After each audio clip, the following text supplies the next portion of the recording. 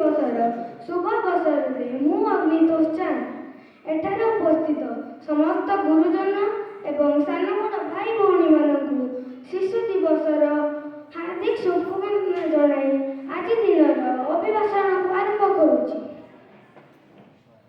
ଆମେ ପ୍ରତିବର୍ଷ ଶିଶୁ ଦିବସ ପାଳନ କରୁଛୁ। ସ୍ୱର୍ଗତ ପଣ୍ଡିତ ଜବାହରଲାଲ ନେହେରୁଙ୍କର ଶିଶୁଙ୍କ ପ୍ରତି ଥିବା ଅହେତୁକ ସ୍ନେହ, ଭଲ ପାଇବା ଏବଂ ଅବଦାନକୁ ସ୍ମରଣ କରିବା ପାଇଁ।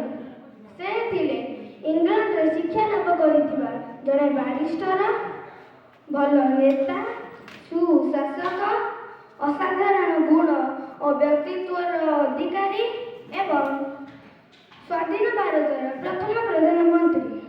ତାଙ୍କ ଶାସନ କାଳରେ ଭାରତର ଅନେକ ଉନ୍ନତମୂଳକ କାର୍ଯ୍ୟ ହୋଇଥିଲା। ସେ 14 ନଭେମ୍ବର 1899 ମସିହାରେ ଉତ୍ତରପ୍ରଦେଶରେ ଜନ୍ମଗ୍ରହଣ କରିଥିଲେ। ତାଙ୍କ ଜୀବନରେ ଛୋଟ ଛୋଟ ପିଲାମାନେ ଥିଲେ ଛୋଟ ଛୋଟ ସୁନ୍ଦର ପ୍ରଜାପତି।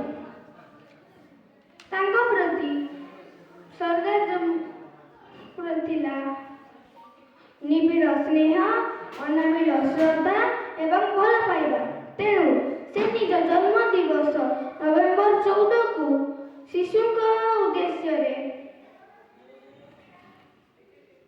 ସମର୍ପି ଦେଇଥିଲେ, ଯାହାକୁ କି ଆଜି ଆମେ ଶିଶୁ ଦିବସ ରୂପେ ପାଳନ କରୁଛୁ। ପିଲାମାନେ ଖୁସିରେ ପଣ୍ଡିତ ଜବାହରଲାଲ ନେହେରୁଙ୍କୁ ଚାଚା ନେହେରୁ ଡାକୁଥିଲେ। ପଣ୍ଡିତ ଜବାହରଲାଲ ନେହେରୁଙ୍କର ଜନ୍ମଦିନରେ ପିଲାମାନେ ତାଙ୍କୁ ଅନେକ ଉପହାରମାନ ଦେଉଥିଲେ। ପଣ୍ଡିତ ଜବାହରଲାଲ ନେହେରୁଙ୍କର ଭାବନାକୁ ମୁଁ ସମ୍ମାନ ଦେଇ ଆଜିର ଅଭିଭାଷଣକୁ ଏଇଠି ସମାପ୍ତ କରୁଛି।